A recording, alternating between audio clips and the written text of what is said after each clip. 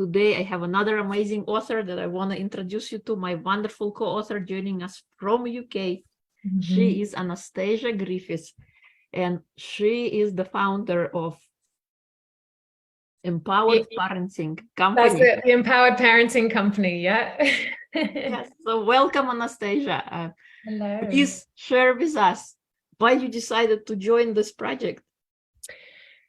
Well, it was a surprise to me, honestly. I hadn't thought about writing a book, or at least not yet. I really wanted to write one, and the idea had come to me in a bath one day that I wanted to write an inspiring book for single parents, because I know the power of suggestion in our own well-being, in our own minds, in our own energetic field. If you talk about manifestation or anything like that, you drop an idea into someone's head and it can have potential to become a reality. And I used to find single parenting the easiest thing on the planet. And I think part of that was my resources were better. I had more money in the bank. I had, more support, I guess. And because I had an au pair back then. So there were reasons why I found it easier, maybe his age. But one of the things that kept happening to me is people kept saying, oh, it must be so hard. And I started feeding off that and that sort of empathy and sympathy. And actually, it didn't help. It actually made it harder. And it made me feel like, yeah, it is really hard and no one's thanking me. And, you know, I started having this story play out and it all felt heavier for me. And so I one day was like, I need to write something that shows what it is, what it really is and what it really can be, so that we feed each other to love it, to embrace the reality of our situation, but not only just the reality, the beauty of it. I think there's so many beautiful things, beautiful aspects of being a single parent. So I just wanted to share that and be a little piece of the change that I would love to see people inhabit when it comes to single parenting. Yeah, totally. What was the best part about writing?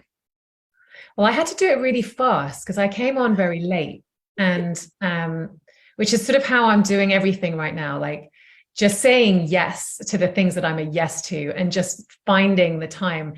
So I actually wrote this at like 4 a.m. My son's dad had come to stay, and I was like, I'm going to get up and I'm just going to write it. But what was interesting is just before I said yes, in fact, I'd said no to doing it because I said it wouldn't be fair on all the other projects I have. But that night, everything as I slept just came in, just dropped into my head. So I literally woke in the night and penciled out most of the chapter, and then woke up in the morning and called you guys and was like, I'm in, I've got to do this. So it just came very, very quickly. And I think the most pleasurable part of it was it connecting me back to the heart space that was so powerful in me beginning this journey. And you'll understand why when you read that chapter. It's really about my son's conception ultimately, but more not the physical conception, more his spirit coming to this planet, and with such determination and clarity and focus that it's just changed mine and his dad's life forever, in a very positive way. So I think reconnecting with the strength of feeling that came with that was really beautiful, really empowering for me. Yeah, sometimes we think that, you know, it might take a long time to come up with a story, but reality is we have so many stories in our head, and when you start writing, suddenly you have all these different ideas coming through, and it's hard to focus sometimes, or you can go on a different tangent. Yeah, I mean, I think what was interesting for me is it was so clear what the story was. There was never a like, oh, I could do this or I could do that. I was like, I have a story that I need to tell, or I can tell. And in some ways it's me outing myself spiritually, because I don't go around talking about religion or my beliefs about spirituality widely. I don't lead with that. But it was a very spiritual experience, and in a very sort of physical, non-conventional way. And so there are some nerves I have about sharing it, because it's it's going to go against the grain for some people who know me of like what they would expect from me. So it feels quite brave.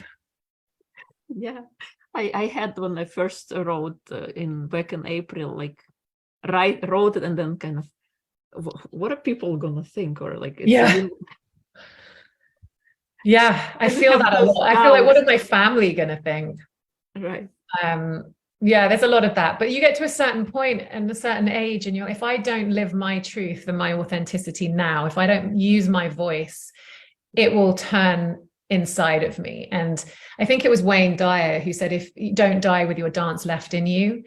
And I feel like there's a bit of that going on with me at the moment, where I'm like, I need to fully, if I'm going to be successful in this new business venture, and not so new business venture, but in this, it's new for me in terms, I've been an actress for 20 years. And for the last 5 years, I've been a conscious parent coach, building this business, learning how to be a businesswoman, learning how to be an entrepreneur. And if I'm really going to do that and take people on a journey of self-empowerment, then I have to be living it completely myself. And one of the main things is like, know you're powerful. Yes. Know you're powerful. No. Know your boundaries and speak authentically, because if you don't, your voice will tighten, your body will shrivel, you will experience pain, and you won't be guiding your children to live their most embodied, empowered lives. So I guess it's me being brave and doing what I'm asking other women to do. Yes, it is so true and empowering that we need to find our voice, because when we suppress it, I was suppressing it for a long time, and now I'm speaking out, and because we all have our stories, and to your point, we will keep ourselves bottled up and create a disease out of that. And why do that? And just not fully feel alive, I think, and in all clarity, I've watched my dad pass away in the last 10 days. And I think it's what it's done more than anything is shift my relationship with life of, time runs out. And he was around a long time. Don't get me wrong. Like it was the right moment, and it makes sense. So I'm happy to share that. But those moments, those really big moments in there, I feel like, has he done everything that he wanted to do? I do not want to go without having achieved what I want to achieve and said the things that I want to say, and more than anything, grow and evolve into the most empowered, heightened version of myself. So I guess that's the journey I'm on. Yeah, I love it. What kind of advice would you give to single parents? You asked me that question once before in an interview we've done before, and it was so easy for me to answer that.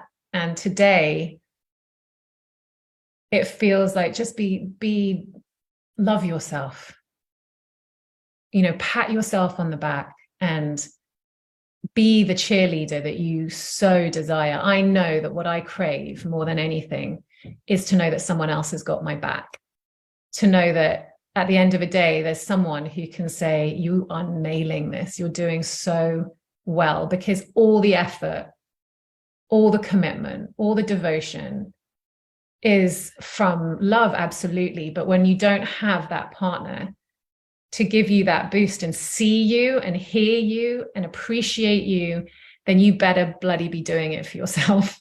And the reality is, and I've learned this from my partnered friends, they're like, my partner doesn't really do that for me.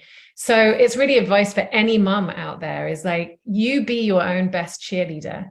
And I lead a course, I lead a group course called Motherhood Resourced.